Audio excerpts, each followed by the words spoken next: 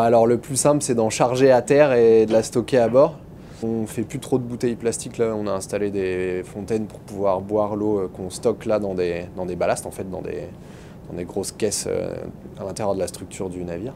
On connecte une grosse manche entre un gros robinet, en gros une grosse vanne incendie sur le quai, et on remplit le bateau avec ça. Et nous ici, en plus, depuis 1 an et demi, on a installé un système pour produire de l'eau douce à partir de l'eau de mer, en fait. Ça s'appelle un osmoseur, là.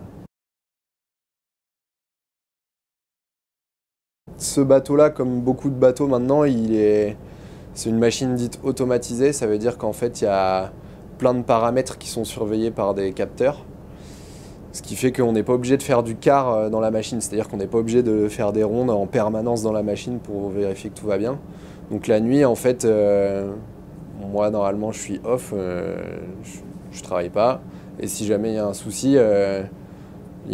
si jamais il y a un problème sur un moteur, par exemple, il y a un capteur qui va le détecter normalement et qui va me réveiller.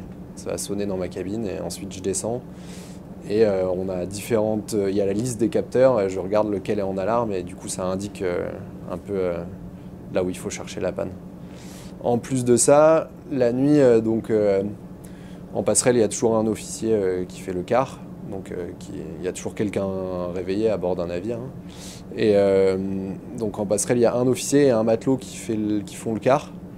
Et le matelot, il fait une ronde quand même en machine toutes les 1h30, 2 heures.